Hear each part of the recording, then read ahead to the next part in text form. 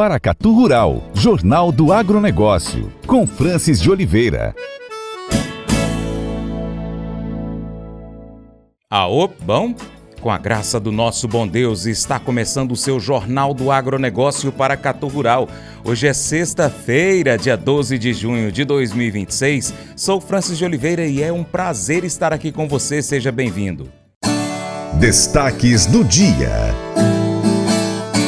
Super El Niño pode causar chuvas no sul e secas no norte e nordeste.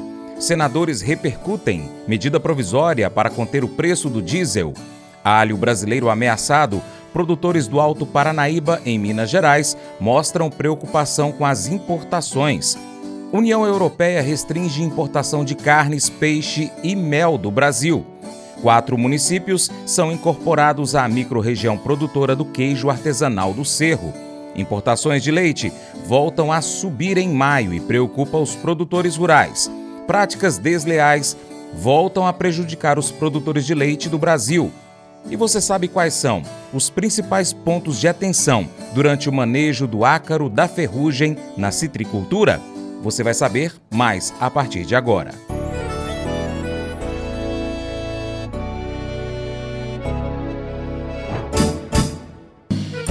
Acordo de manhã para prosear no mundo do campo, as notícias escutar. Vem com a gente em toda a região com o seu programa Paracatu Rural.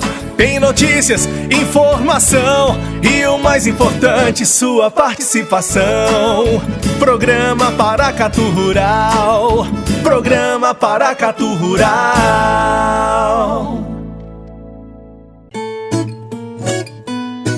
O clima e a agricultura.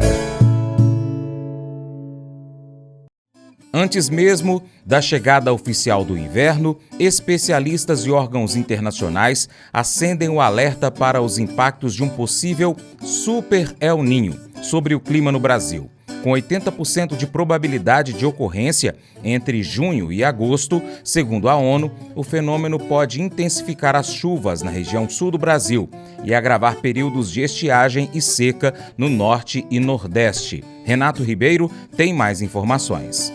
A ocorrência de um Super El Niño pode provocar chuvas acima do normal no sul do Brasil e secas no Nordeste e no Norte, principalmente na Amazônia. As Nações Unidas apontam 80% de chance de o fenômeno ocorrer entre junho e agosto, com persistência até novembro. O El Niño é caracterizado pelo aquecimento das águas superficiais do Oceano Pacífico Equatorial, com temperaturas pelo menos meio grau acima da média por um período prolongado. O coordenador de Monitoramento e Previsão Climática do INMET, Mozart de Araújo Salvador, detalha o fenômeno. Esse fenômeno, depois de meses aquecendo, ele acaba interferindo na circulação de grande escala da atmosfera, modificando seus padrões e acaba atingindo o clima de algumas regiões do planeta. E no Brasil não está fora dessa influência. Parte da região norte e parte da região nordeste, o risco de ocorrer estiagens ou mesmo secas aumenta potencialmente. A região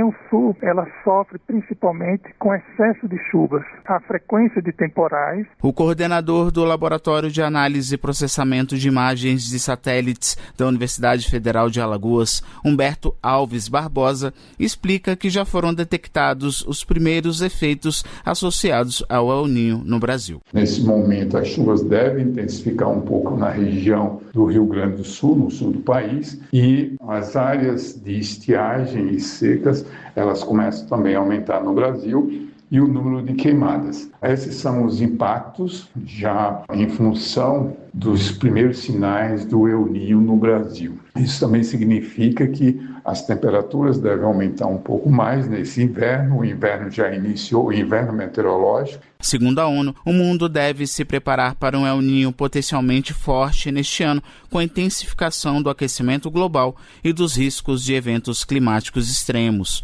Por causa do fenômeno, a Prefeitura de Rio do Sul, em Santa Catarina, decretou nesta segunda-feira estado de alerta climático para reforçar a prevenção contra cheias.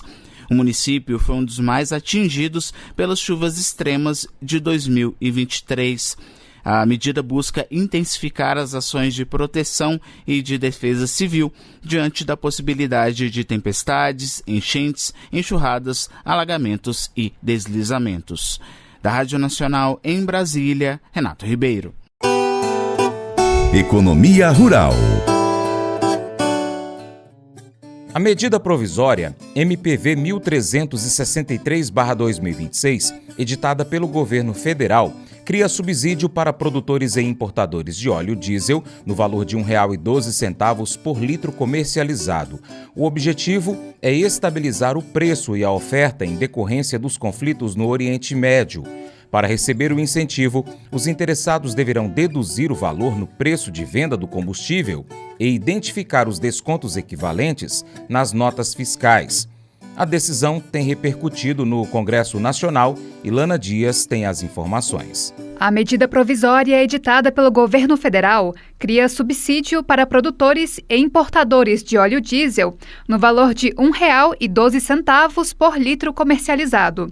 O objetivo é estabilizar o preço e a oferta em decorrência dos conflitos no Oriente Médio. Para receber o incentivo, os interessados deverão assinar termo de adesão, deduzir o valor no preço de venda do combustível e identificar os descontos equivalentes nas notas fiscais. Além disso, os produtores e importadores terão de prestar informações à Agência Nacional do Petróleo, Gás Natural e Biocombustíveis, que ficará responsável pela fiscalização dos preços do diesel. Atendidos os critérios, a ANP deverá fazer o pagamento em até 30 dias, contados da data do requerimento.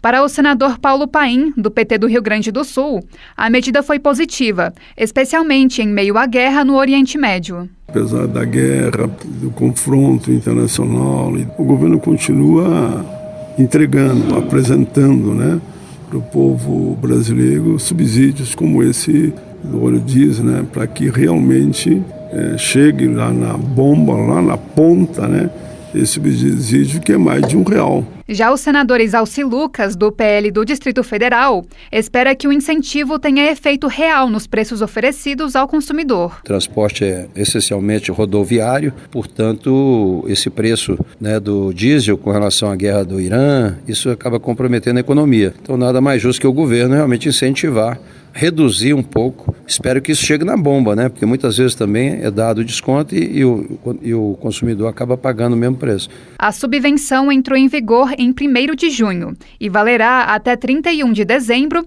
e substitui medidas anteriores de enfrentamento à alta dos combustíveis.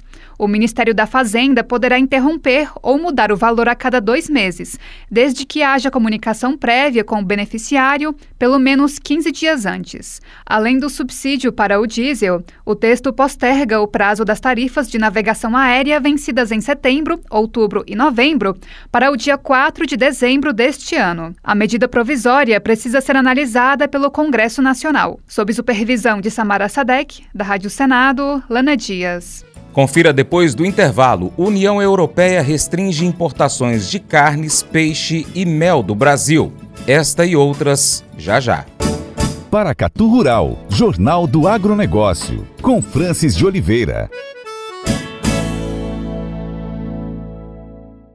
Anuncie no programa Paracatu Rural, o melhor programa de TV do Brasil, para você anunciar a sua empresa, tanto do ramo agrícola como o meu, como também da área comercial, se você é da cidade.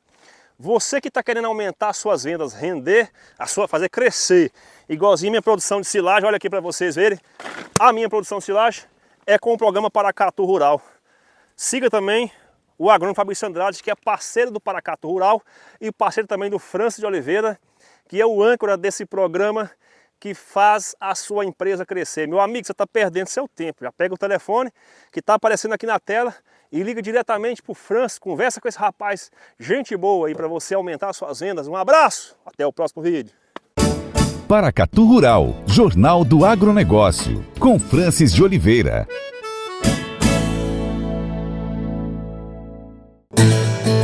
Mercado Agrícola.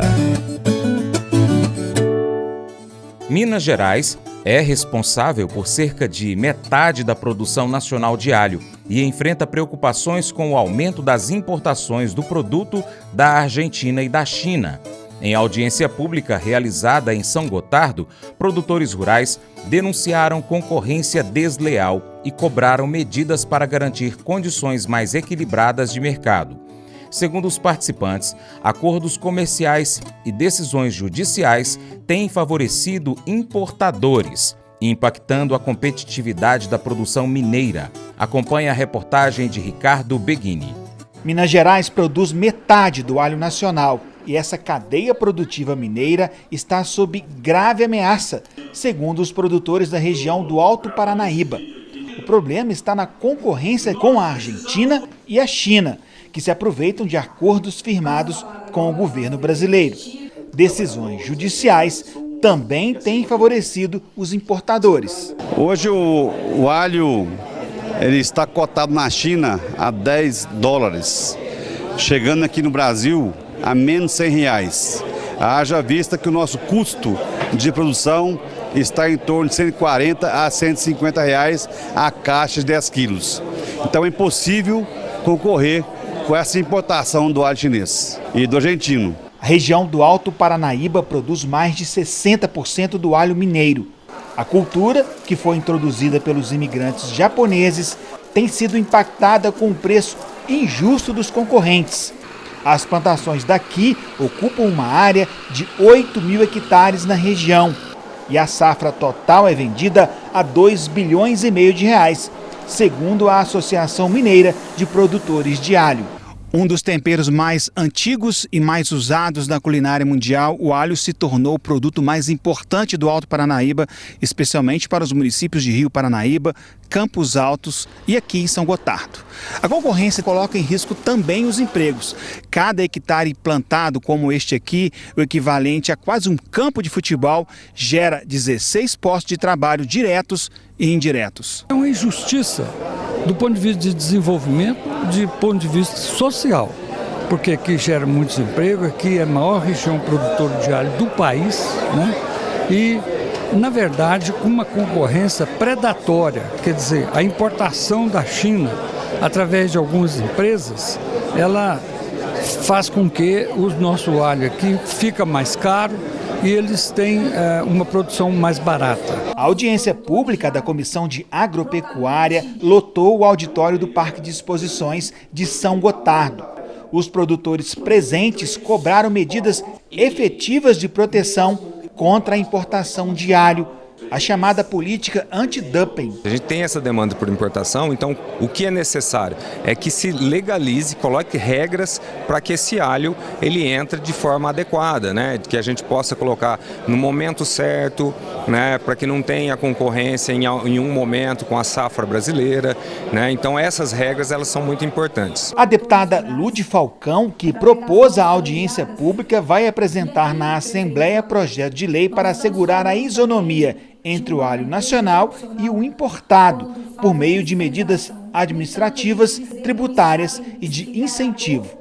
Várias demandas apresentadas pelos produtores serão encaminhadas por ela aos órgãos federais. Tive aqui a oportunidade de ter representante do Ministério da Agricultura, da Agroindústria, o qual levará aí os nossos requerimentos nesses 3 pontos, né? Revisando aí o valor do Mercosul, revisando também o termo de acordo com a China e também revisando sobre as questões das liminares que me competem enquanto deputada estadual, é fazer projetos de lei com diretrizes, como já foi feito com a tilápia, como foi feito também com o leite, para proteger os nossos produtores aqui em Minas Gerais.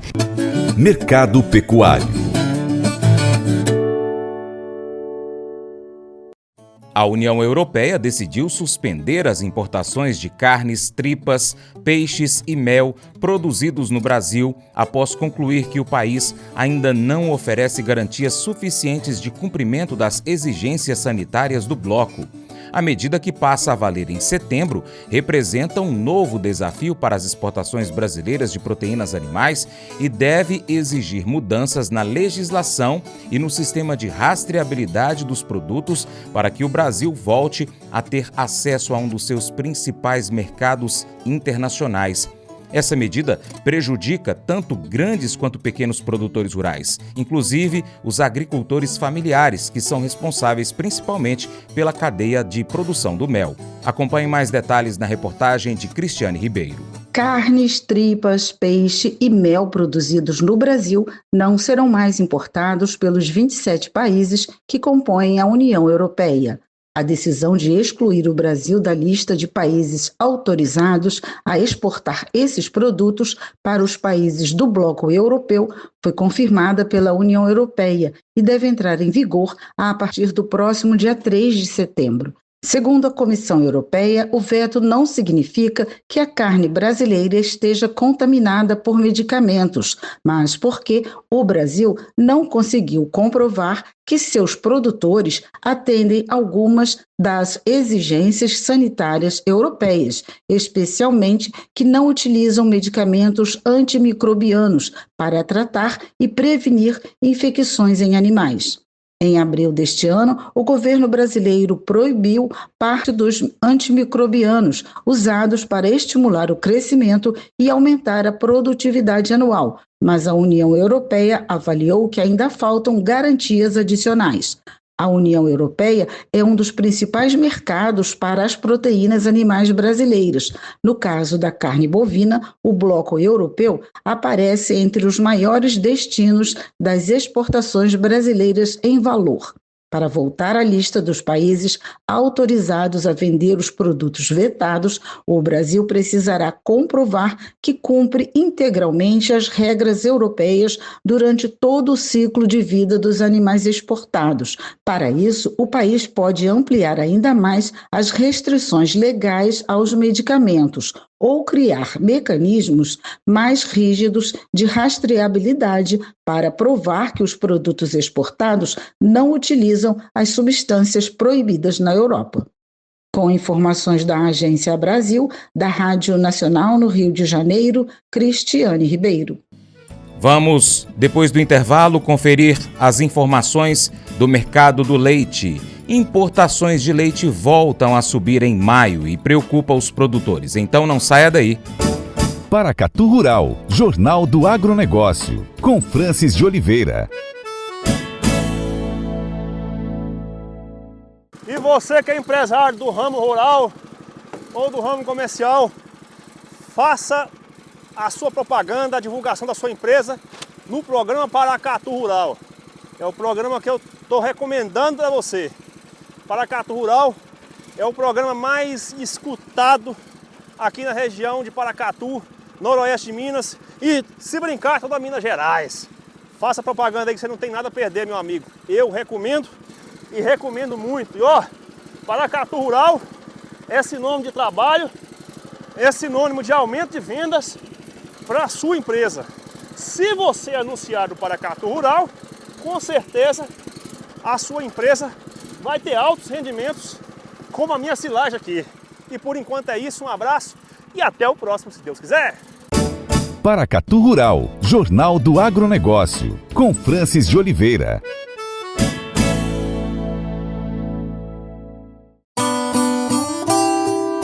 Tradição e cultura no campo.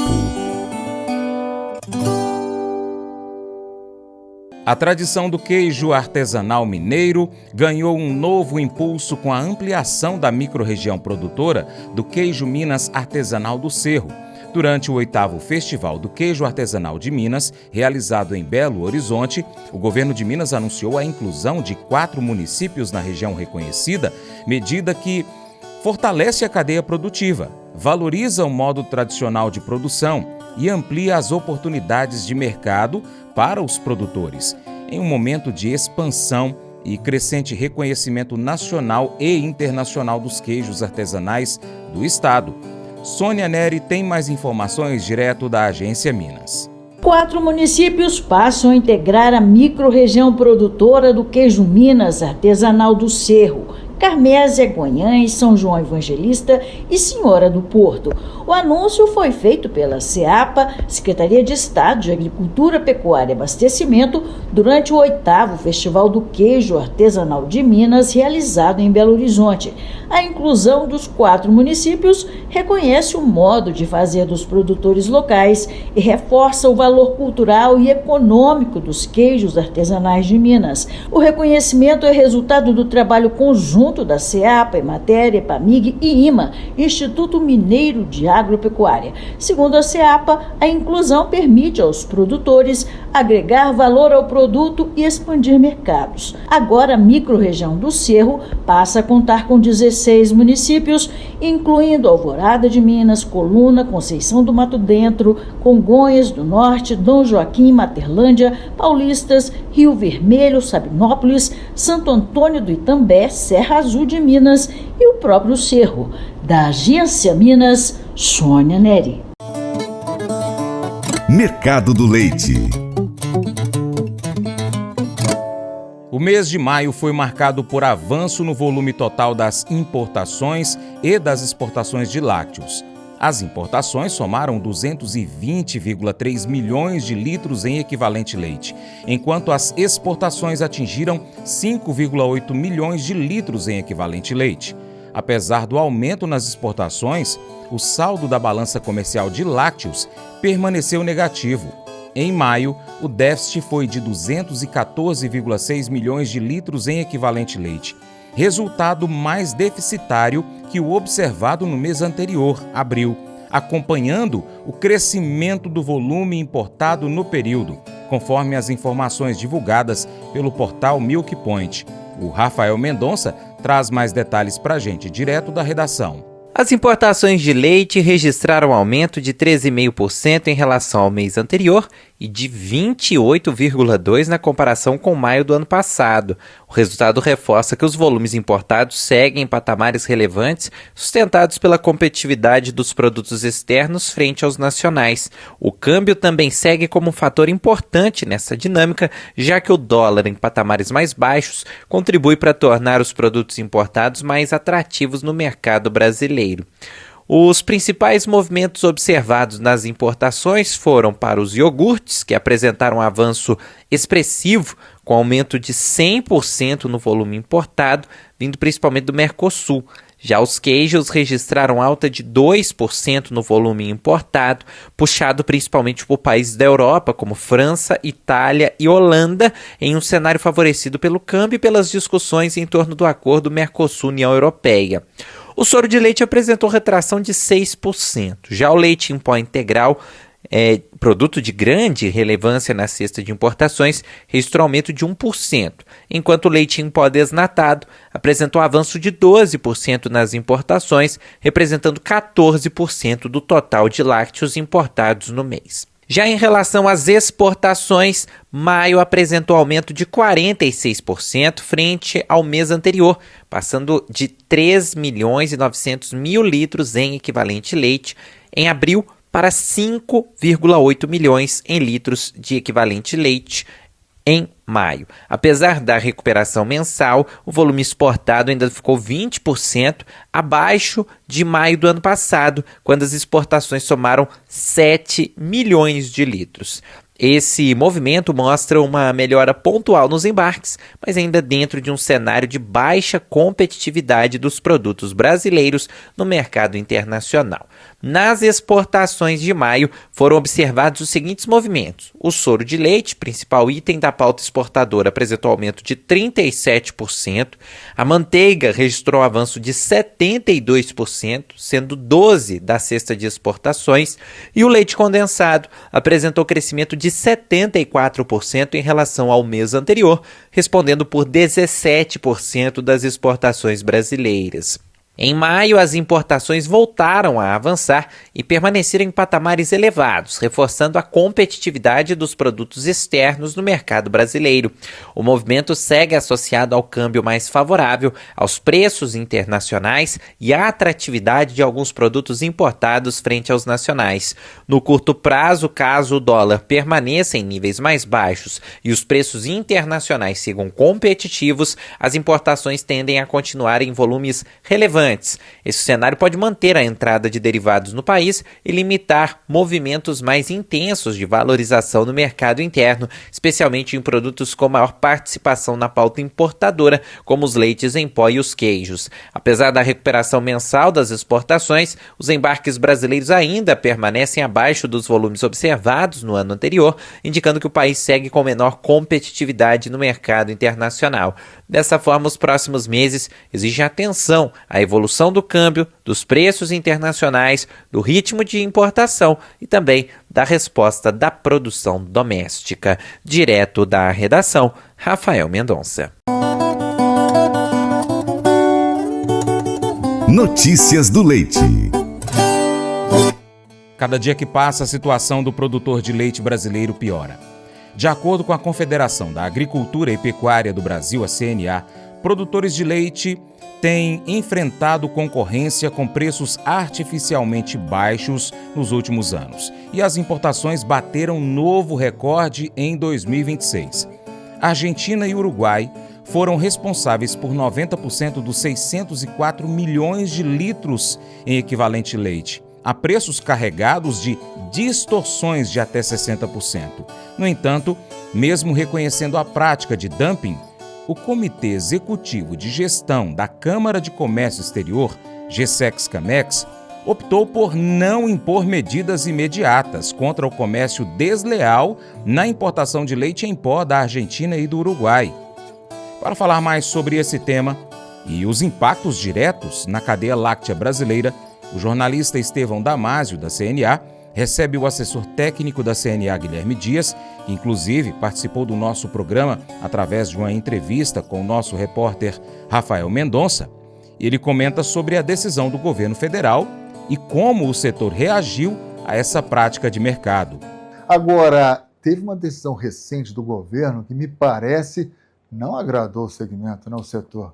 Pois é, Estevão, a gente recebeu com bastante surpresa, a decisão tomada pelo Comitê Executivo de Gestão da Câmara de Comércio Exterior, o GSEX, que durante a 237ª reunião daquele colegiado, ele reconheceu as práticas desleais de comércio conduzidas aí pelos nossos fornecedores, decidiu aplicar as tarifas, mas, ato contínuo, resolveu suspendê-la, aí tornando sem efeitos as tarifas que viriam para corrigir essas práticas desleais de comércio. Mas que história é essa? Reconhece que existem práticas, mas suspende quaisquer aplicações de punições ou tarifas que sobretaxem os produtos que estão entrando no Brasil? Exatamente. Pelo menos por enquanto? Pois é. É como se um doente chegasse no hospital, fizesse todos os exames, fosse atendido pelo médico, comprovado que está doente, mas o médico mandou o doente para casa para se tratar sozinho. Então é essa situação que a gente está vivendo hoje e que a gente pretende reverter aqui pela CNA. Eu vou aproveitar a experiência que você tem, Guilherme, até me dirijo a você, especialmente você que é produtor de leite. Esse reconhecimento da prática de dumping sem aplicação imediata das tarifas, na prática, muda algo para o produtor? Na prática, não, mantém um status quo, porque o leite em pó continua ingressando aqui no Brasil, nos dados ali de janeiro até abril, a gente segue em volumes recorde, com 604 milhões de litros de leite em pó ingressando aqui no país, a esses preços de dumping. Então, o problema continua e o produtor rural não pode mais lidar com esse mercado distorcido que é provocado aí por esses preços artificiais. Esse número me chamou a atenção e eu presumo que tenha chamado a sua atenção também. Mais de 600 milhões de litros de leite em pó entraram no Brasil com preços a CNA destaca que são preços artificiais. Para que o pessoal entenda, o que são preços artificiais? São preços bem reduzidos? Exatamente. O dumping ele ocorre quando você tem a exportação de um produto a um preço mais barato do que ele é comercializado dentro do mercado interno do país fornecedor, né? Ele é uma prática condenada pela Organização Mundial do Comércio, é ela quem estabelece todo o regramento, né, para evitar essa prática desleal do comércio, e estabelece medidas de defesa comercial, né, que é, para o caso do dumping, seria a imposição de tarifas, quando comprovadas essas artificialidades no preço, né, essa diferença de preço, para corrigir esses preços e aí devolver as condições de livre mercado para que o produtor consiga competir em pé de igualdade e não mais com preços de mentira, por assim dizer. Você deve se lembrar, no início desse nosso bate-papo, o Guilherme destacou que essa luta, gente, tem mais de 2 anos. Vamos dar uma rememorada, o Guilherme vai me ajudar aqui. Agosto de 2024, se bem que você falou que começou em 2023, né? Mas agosto de 2024 a CNA protocolou uma petição no Ministério do Desenvolvimento, Indústria e Comércio pedindo investigação de dumping. Dezembro de 2024, o governo acata o pedido com base nos indícios encontrados pela CNA, né? Argentina e Uruguai estarão vendendo o leite em pó mais barato aqui no Brasil do que em seus próprios países, o que caracteriza o dumping. Exatamente, Estevão. Mas como você bem colocou, o problema começa lá de trás, né? Desde meados de 2023, a CNA tem articulado junto a todas as instâncias do Poder Executivo, do Poder Legislativo, medidas denunciando a prática das importações desleais e buscando alternativas para a gente contornar esse entrave, né? Então foram dezenas de ofícios enviados ao Ministério da Agricultura, ao MDA, que atuou bastante, tivemos muito apoio da nossa FPA, da Frente Parlamentar em apoio aos produtores de leite, tivemos incontáveis reuniões buscando solucionar esse problema, inclusive a CNA conquistou algumas medidas, né, como alteração nas regras do programa Mais Leite Saudável e todo Houve avanços, então? Houveram avanços que não foram capazes de conter a crise, entendeu? Porque os preços eram artificiais de tal forma que essas medidas não foram capazes de conter esse ímpeto exportador aqui para o Brasil. Me parece que esses preços artificiais chegam ao Brasil em média com 60% menores do que o produto aqui, o que eles cobram nos países deles. Exatamente. Eles vendem para a gente com um preço 60% menor. Exatamente, né? A investigação, né, que foi toda peticionada pela CNA, né, encaminhadas todos os documentos, e aí as partes contrárias também encaminham os documentos, respondem a questionários, né?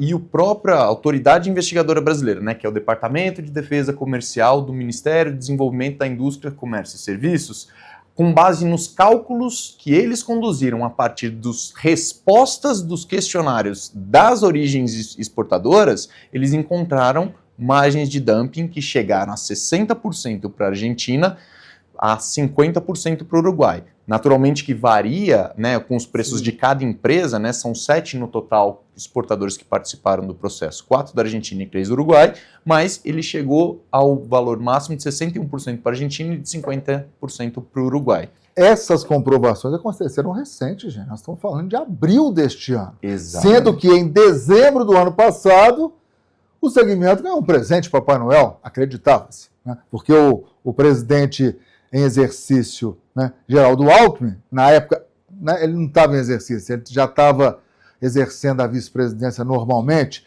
Ele, como vice-presidente, anunciou que o recurso da CNA foi aceito e a investigação foi retomada. Isso em dezembro. Vem abril essa informação importante, mas veio maio, um balde de água fria.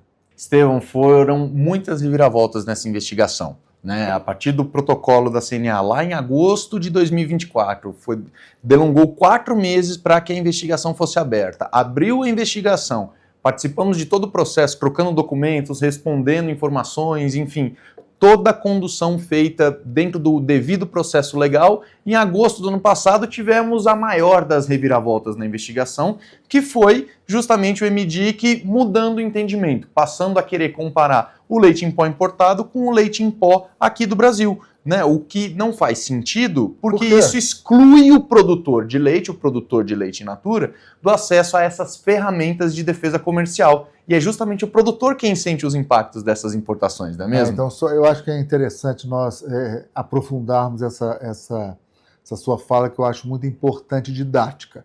Não dá, eu sou leigo, tá? Não dá para a gente comparar, é até injusto comparar o leite em pó argentino e uruguaio com o leite em pó aqui no Brasil.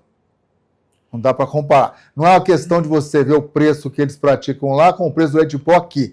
Nós temos que ver os impactos que o leite em pó deles estão causando ou está causando no leite in natura no Brasil. Exatamente. E a questão não é que não dá para comparar. Até dá para comparar. Só que, pelo fato de que parte da indústria de leite em pó também realiza essas importações, isso seria um argumento suficiente para descaracterizá-los no processo, né? Então, a referência que você fez a dezembro do ano passado como um presente, nada mais foi do que o governo voltar a entender como produto similar nacional, né, o produto impactado pelas importações a preços de dumping, como o leite fluido dos produtores, né? Porque é ele quem concorre com o nosso mercado interno de leite. Então, a CNA conseguiu reverter esse quadro, né, bastante desfavorável, que poderia jogar por terra toda a investigação e abrir um perigoso precedente onde nunca mais os produtores poderiam se defender contra essas práticas ilegais de comércio.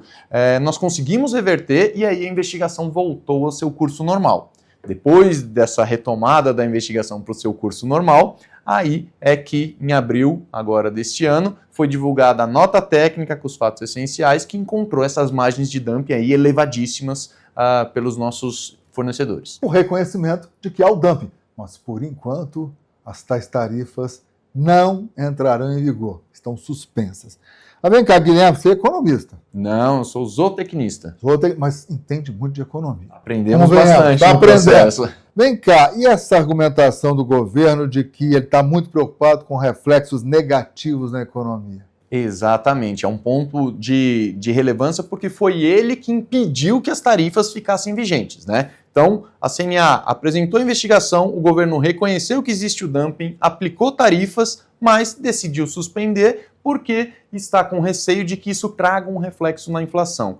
Nada mais longe da tecnicidade possível. Por quê? O leite em pó que está sob investigação, né, que esteve sob investigação, é o leite em pó de uso industrial. É aquele ingrediente que vai para a indústria de panificação, é a indústria que vai, o leite que vai para a indústria de bolachas, sorvetes e produtos ultraprocessados, né, que não fazem parte do dia a dia do consumo das famílias, né, como faz o leite UHT, ou os queijos, ou até mesmo o leite em pó. Porque nós estamos mirando justamente no leite em pó de uso industrial e não aquele que vai diretamente para as famílias. Então, o impacto desses produtos ultraprocessados nos indicadores de inflação, como o IPCA, pequenos, né? É ínfimo, é inferior a 0,2%, por exemplo. Isso somados os produtos que utilizam uma parcela de leite em pó como ingrediente para sua produção. Então não vai mexer com o dragão da inflação? Exatamente, nada mais longe da verdade, né? Da viabilidade técnica que a gente teria. Então a CNA, se essa preocupação do governo, a CNA está plenamente preparada para responder esses questionamentos e comprovar que os impactos da inflação não ocorrerão e que o governo pode sim aplicar essa medida de defesa comercial, que não é proteção, muito importante destacar, é um direito que os produtores têm para que possam competir em pé de igualdade com essas importações desleais. Na semana que vem a gente volta a falar mais sobre esse tema aqui no seu Paracatu Rural. E depois do intervalo, quais são os principais pontos de atenção durante o manejo do ácaro da falsa ferrugem? Não saia daí e confira. Paracatu Rural, Jornal do Agronegócio, com Francis de Oliveira. Anuncie no programa Paracatu Rural, o melhor programa de TV do Brasil, para você anunciar a sua empresa tanto do ramo agrícola como o meu, como também da área comercial, se você é da cidade. Você que está querendo aumentar as suas vendas, render, fazer crescer, igualzinho minha produção de silagem, olha aqui para vocês verem, a minha produção de silagem é com o programa Paracatu Rural. Siga também o agrônomo Fabrício Andrade, que é parceiro do Paracatu Rural e parceiro também do Francis de Oliveira, que é o âncora desse programa que faz a sua empresa crescer. Meu amigo, você está perdendo seu tempo. Já pega o telefone que está aparecendo aqui na tela e liga diretamente para o Francis, conversa com esse rapaz, gente boa aí para você aumentar as suas vendas. Um abraço, até o próximo vídeo. Paracatu Rural, Jornal do Agronegócio, com Francis de Oliveira.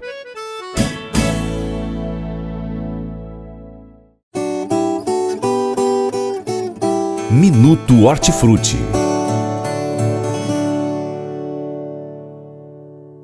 O ácaro da falsa ferrugem é uma das principais pragas que atingem os citros em todo o mundo. Quando identificado, o produtor rural deve ter bastante atenção durante o manejo. De acordo com o portal Fundecitrus, o controle do ácaro começa com o monitoramento das populações. Os levantamentos devem ser realizados semanalmente ou, no máximo, a cada 15 dias. A partir daí, medidas técnicas devem ser tomadas. É justamente sobre essas medidas que o pesquisador Daniel Andrade, da Unesp Jaboticabal, e o engenheiro agrônomo do Fundecitrus, Arthur Tomazetto, conversam nesse programa. As orientações foram dadas durante a entrevista ao jornalista Rodrigo Brandão, do Fundecitrus. Quais pontos que o citricultor deve prestar mais atenção durante o manejo do ácaro da falsa ferrugem? Sim, Rodrigo, só aproveitando os comentários do Arthur, né? Achei muito interessante. Realmente esse ácaro ele é praga pelo número, pela densidade. As populações geralmente são muito altas. E é o dano a gente chama dano direto, né? Devido à alimentação do ácaro mesmo.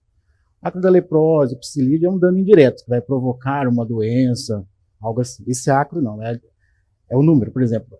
Dependendo da infestação, você pode contar 300 ácaros em 1 centímetro quadrado. Pode chegar. Uma colônia ali. Uma colônia gigante. O nível de dano econômico que a gente é conhecido para esse ácaro, acima de 70 ácaros por centímetro quadrado, ele já está assim num nível absurdo, já está causando dano. Então a gente tem que manter essa população sempre abaixo, né? Estamos falando aí de 20 ácaros por centímetro quadrado para menos, né? 30 já está muito alto também, porque você tem a gente não consegue, ele rapidamente, uma semana, ele pode passar de 30 para 60, 120, muito rápido, por aí vai. A população, a densidade é muito alta. Aí voltando à pergunta, né, com relação ao manejo, né, assim, eu gostaria de reforçar 3 pontos básicos, muito do que o Arthur comentou. Primeiro, monitoramento, observação no campo, né? Embora a gente saiba que esse período agora é o mais favorável, ele é um ácaro que ocorre o ano inteiro, ele está presente o ano todo, né? Essa época agora, realmente, as populações explodem, mas se o citricultor começar agora, talvez ele já tenha algum prejuízo. Então, conforme os frutos vão se desenvolvendo, você já tem que começar, na verdade, o ano inteiro. Os frutos em desenvolvimento, você vai melhorar, apertar ainda mais esse monitoramento. Esse é um ponto. Tá. O outro ponto, o Arthur comentou bem, a parte de aplicação. A gente vê muita falha de aplicação no controle desse ácaro. Demais, né? Cobertura inadequada, né? Então, monitoramento, tecnologia de aplicação e produtos eficientes, né? Você tem aí vários produtos que são recomendados, né? Mas o pessoal usa muito enxofre, principalmente abamectina, que tem variação entre eles em termos de qualidade. Perfeito. Então, do meu ponto de vista, monitoramento para manter as populações baixas. Tá. Produtos eficientes e comprovadamente de boa qualidade, e a parte de aplicação que o Arthur qualidade nessa. Esses 3 é o triângulo que eu chamo aí de sucesso. É um pilar mesmo, um pilar, básico aí para eficácia, né? Agora, existe um calendário previamente ou não? Essas aplicações vão ocorrer a partir do monitoramento? Sempre a partir do monitoramento. Até mais um gancho que o Arthur comentou sobre a questão do manejo integrado. Assim como a rotação é um princípio básico, monitoramento de pragas, principalmente dessas que provocam dano direto. Tá. Essas são as melhores de você, entre aspas, fazer o monitoramento, né? Porque você tem ali uma relação direta entre o número de ácaros e o dano que causa.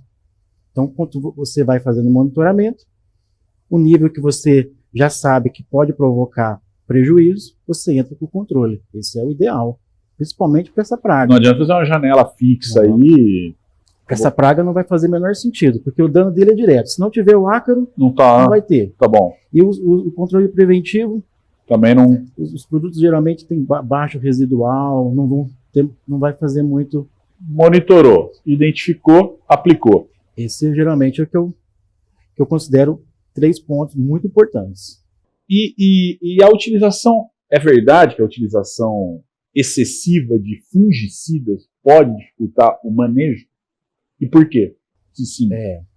Então, pode, sem dúvida, né? Embora a gente não tenha assim, muitos trabalhos de pesquisa, mas a gente sabe que fungos são importantes inimigos naturais do ácaro da falsa ferrugem. Um destaque, por exemplo, para Hirsutella thompsoni, que ocorre naturalmente no campo. É um fungo que ocorre naturalmente. Quando você tem aplicações de maneira exagerada, em excesso, alguns fungicidas, a base pode ser cobre, alguns outros fungicidas, você elimina esses inimigos naturais, que são importantes para o controle natural do ácaro, né?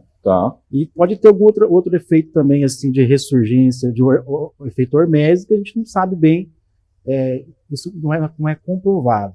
Mas esse efeito na população de fungos, isso é evidente. No lugar que você tem aplicações de maneira exagerada para controle de cancro cítrico, outros coletótero e outras doenças, você tem uma dificuldade muito grande para controlar a ácaro da falsa ferrugem. Alternária, por exemplo, o pessoal aplica muito fungicida, dificílimo controle do ácaro da ferrugem, porque você tem esse desequilíbrio, né? Por exemplo, você pega ácaro da leprose, desfoliadores, outros ácaros, insetos, são importantes inimigos naturais. Particularmente do ácaro da falsa ferrugem, são fungos. Né? Se você elimina esses fungos... Você perde um combatente aí no campo. Justamente, você perde um aliado, né?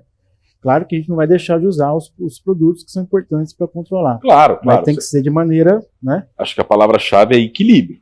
Assim finalizamos essa edição do seu Jornal do Agronegócio Paracatu Rural. Acompanhe o nosso conteúdo pelas mídias online. Pesquise Paracatu Rural no YouTube, nós temos 4 canais, no Instagram, também Facebook e Spotify. Diariamente estamos aqui nesse mesmo canal, nessa mesma hora, de segunda a sexta. Muito obrigado pela sua atenção. Deus te abençoe. Tchau, tchau. Paracatu Rural, Jornal do Agronegócio, com Francis de Oliveira. A missão de Deus. Deus está em missão, e essa missão é resgatar corações, curar feridas e nos trazer de volta para perto dele. Mesmo quando erramos, nos sentimos fracos ou pensamos que estamos longe demais, o amor de Deus continua nos alcançando com graça, perdão e esperança. E existe algo ainda mais lindo nisso tudo. Ele nos chama para fazer parte dessa missão. Nos chama para amar como Cristo amou, para responder com misericórdia onde o mundo espera dureza e para levar luz onde há dor. Quando escolhemos viver esse amor, vidas são tocadas, histórias são transformadas e o nome de Jesus se revela através de nós. Leia a Bíblia. Deus te abençoe. Tchau, tchau.